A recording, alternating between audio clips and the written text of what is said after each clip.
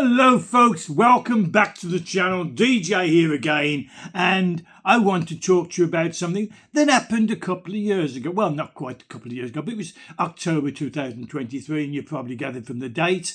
What I'm talking about is the Gaza invasion into Israel and the slaughter, the kidnapping and the rape, the burning of children by Muslim terrorists from the Gaza Strip into Israel and the open-air concert that they attacked. But bear with me, because what I want to talk to you about is just one aspect of that attack. And it's the astonishing truth that rape is permissible according to Mohammed and his God, Allah. On October 23rd, as I mentioned, the 2023, I should say, the Muslims of Gaza entered into Israel and made war upon the people they encountered. The people were attending an open-air rally, a concert. The Muslim terrorists raped and mutilated their victims, gang raping and cutting off breasts of live women and inserting knives after they raped these women. Some of the women suffered, while alive, knives being rammed into the vaginas, and they died from the loss of blood, obviously, but in agony. Okay, before I go any further, and I'll have a rest from that horrific vision in my head and in your head now, before I go any further with this post, let me post a disclaimer by the Islamist societies that abound in the Western Hemisphere. Here is the disclaimer by the Islamists, the Muslims. Rape, or as Zina bil Jabr, is a crime under Islamic law, and the perpetrator is subject to hudud, H-U-D-U-D, that is capital punishment such as a lashing or execution. Okay, let's get that out of the way, because the Islamic understanding of rape has some traditionally marked differences from the understanding of rape present in modern societies, the modern codes of law, and Christian understanding. Rape is different in the minds of Muslims, Islamists, and the mind of the Western Christian associations, societies. Let me tell you, my malakat ayyamanakum, I'm sorry about my pronunciations, I do not speak Arabic, but I'll translate it from what I've researched. So those words meant what your right hand possesses. What your right hand possesses. That is slaves. They do not have the right to refuse the sexual advances,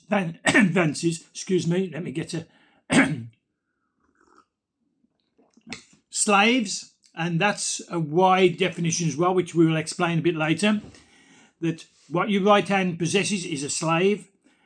That is, slaves did not have the right to refuse sexual advances from their owners. And likewise, women taken and distributed as booty from victorious Muslim warriors with a short waiting time to confirm they're not pregnant, do not have the right to refuse to be raped, to have sexual advances on them by the people who have captured them. So there we have, when the Gaza terrorists entered into Israel to that open concert, and they captured the women, they had the right to rape them, and the women had no right, because now they were captives. They had no right to refuse to be raped, gang raped. But it goes further. Wives of Muslims similarly are obligated to accept sexual advances of their husbands, except in certain circumstances, such as the menstruation or the fasting. And that is written in rape in Islamic law.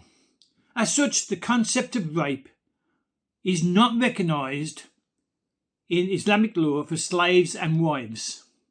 So they associate wives as slaves. Well done. Rape of another man's slave was treated as property damage, is treated as property damage. And they have to pay compensation to the owner, and the rapist would receive the HAD, H-A-D-D, penalty for illegal intercourse. It's an historical fact that sex slavery, concubinage, occurred on a massive scale from the beginning of Islam under Muhammad right the way to present day.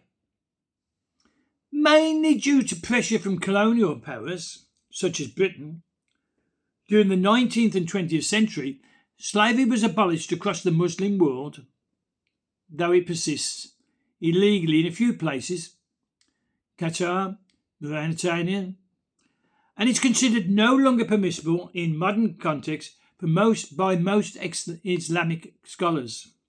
Now, that's if you believe them. In many Muslim majority countries, marital rape is now also illegal. Though it's not recognised as a crime,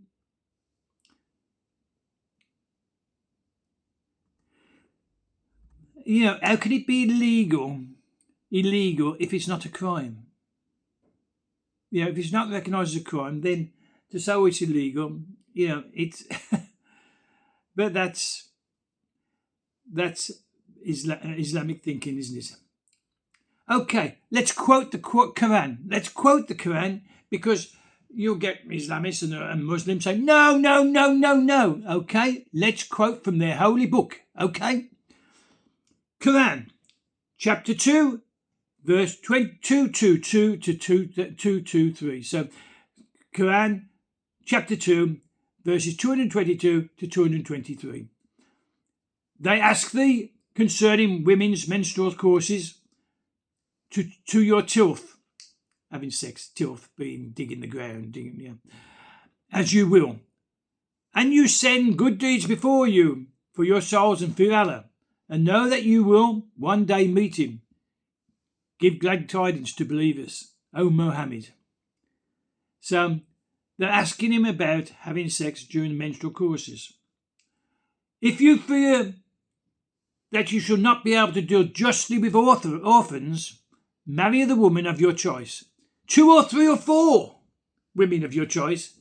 But if you fear that you shall not be able to deal justly with them, then only one, or a captive that your right hand possesses. Qoran, chapter 4, verse 3. Also prohibited are women already married, except those that your right hand possesses. So it's you can't have sex with another man's wife, but you can have sex with another man's wife if it's a slave. So you've got 2 slaves, a male and a female, they're married, but you can have his wife whenever you want. Thus has Allah ordained. So God, their God, Allah, the Muslim God, the Islamic God, ordained you can have a slave's wife whenever you want. Except for these, all others are lawful, provided you seek them in marriage with gifts from your property, desiring chastity, not lust, seeing that you derive benefit from them. Give them their dowers, the least as prescribed. But if after your dower is prescribed, agree mutually to vary it, there is no blame on you, and Allah is all-knowing, all-wise. That was Qoran 4, chapter 4, verse 24. Those who abstain from sex, except with those joined to them in marriage, or your slaves, your captives, whom your right hand possesses, you are free from blame. Qoran, chapter 23, verse 5 to 6. So, how are you abstaining from sex? If you're having sex with your wife or wives, and your captives, your slaves, those you've just captured in a battle, which they thought was a battle when Gaza went into into Israel. And it proves, although they say, oh no, it was just a general excursion into Israel, no, because they had sex and raped the women who were there captives, which is booty in war. They cannot have it two ways. O prophet, we have made lawful to thee thy wives, to whom thou hast paid their dowries, and those whom your right hand possesses, there again the captives, the slaves, out of prisoners of war, there we are, war, whom Allah has assigned to thee. Allah again, their God assigned rape as okay. And the daughters of thy paternal uncles and aunts, and daughters of thy maternal uncles and aunts, who migrated from Mecca with thee. You see, intermarriage in same family, right? Family. They agree with it. First cousins. And any believing woman who dedicates her soul to the prophet, if the prophet wishes to wed her. So any woman who the prophet wishes to wed, he had 11 wives. He told the men they could have 1 to 4 wives, but he had 11 wives. This only for you and not for the believers. This is Qoran chapter 33, verse 50. We know what we have appointed for them as to their wives and to the captives whom your right hand possesses. Slaves again. In order there should be no difficulty for thee, and Allah is often forgiving, most merciful. Not so the worshippers who are steadfast in prayer, who set aside a due portion of their wealth for the beggar and for the deprived, who truly believe in the day of reckoning and the dread of punishment of their Lord. For none is secure from the punishment of the Lord Allah, who restrain their carnal desire, save for their wives and their slave girls, for those are lawful for them. He who lusts after other than these is a transgressor. Qoran chapter 70, verse 22 to 30. There we are again. It's okay to have slave girls, it's okay to have wives, to force yourself on them, but not other people's wives. Okay, so much for the Qoran. But what about the Hadiths? Now the Hadiths, they interpret the Qoran. What do they have to say on the subject of rape by a follower of Muhammad and his God, Allah? Well, look. Raping prisoners of war. Let's have a look at what they got to say.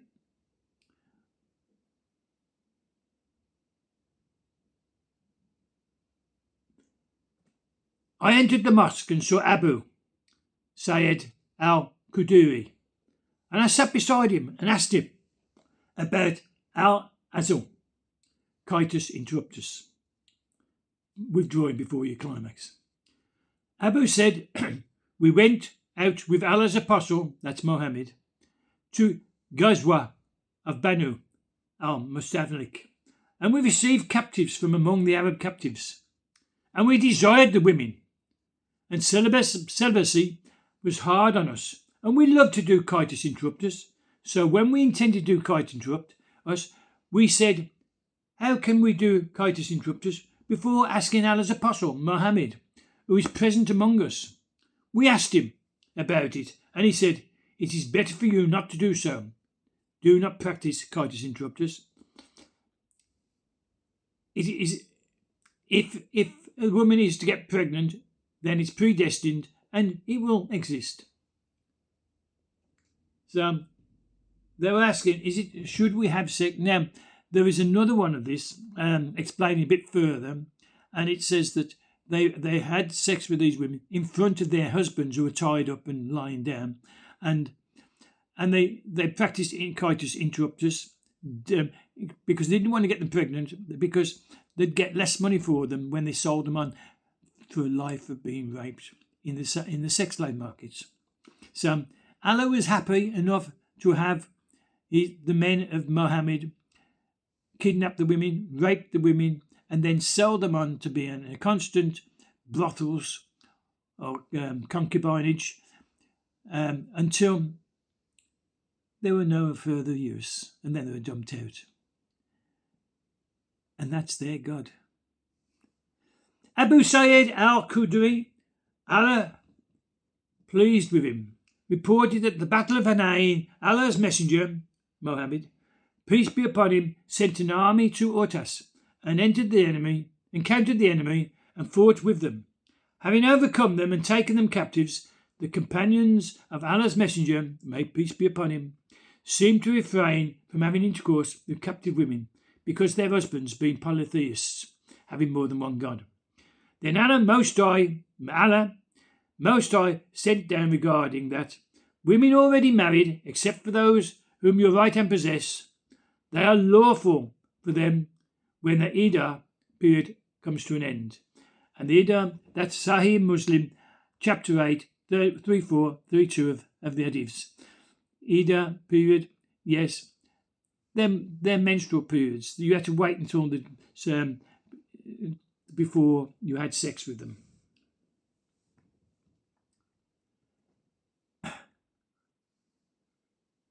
Isn't it disgusting? And they claim their God tells them it's okay. Let me see, I've got more for you. I hope you're still with me.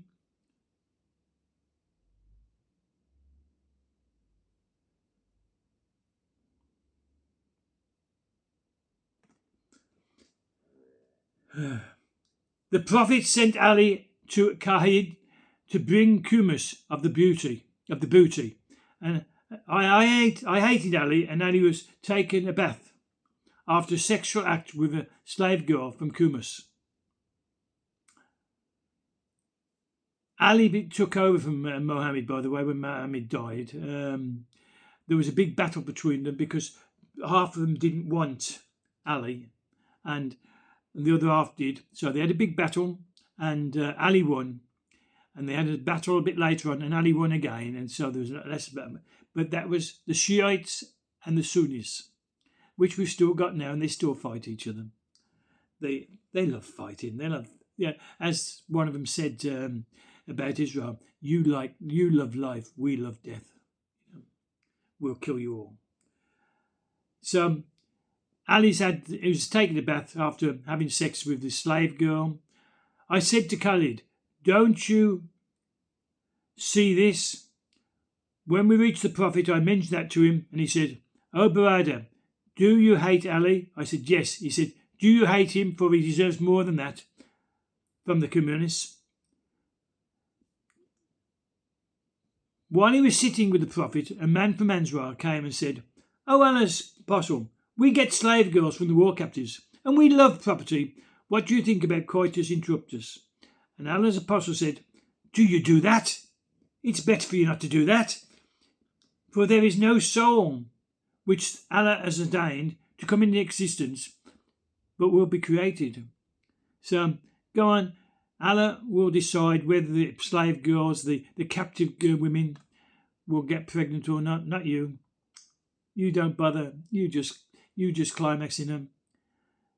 If she gets pregnant, she gets pregnant. That was Sahih Bukhari, chapter 3, verses 34, and also verses 432. Jabir, Allah is pleased with him, reported that a man came to Allah's messenger, may peace be upon him, and said, "I have a slave girl who is our servant, and she carries water for us, and I had intercourse with her, but I do not want her to conceive." He said, "Practice azul, if you so like, but what is decreed for her will come to her." The person stayed back for some time, and then came and said, "The girl has become pregnant." Whereupon he said, "I told you what was decreed for her would come." Allah decreed.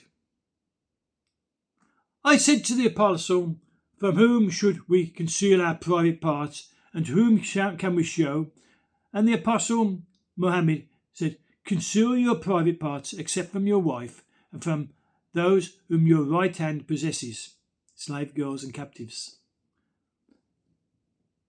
Okay, punishment for raping slaves that are owned by someone else. The below hadith concerns slaves owned by someone other than the rapist. In the case of such a rape, reparations are due to the owner in the form of a replacement slave, or the amount to which the slave's value has been depreciated. The authenticity of hadiths concerning these incidents are graded from weak to good.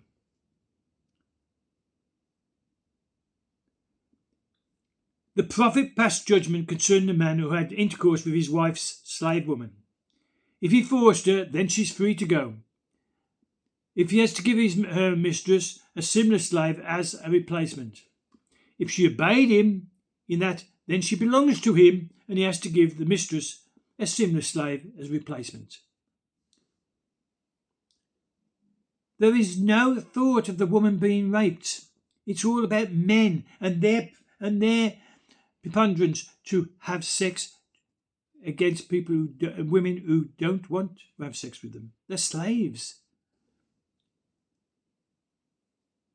I've got so much here, but I don't want to go on. I've already gone on a few, longer than I expected, but I've got a lot more here.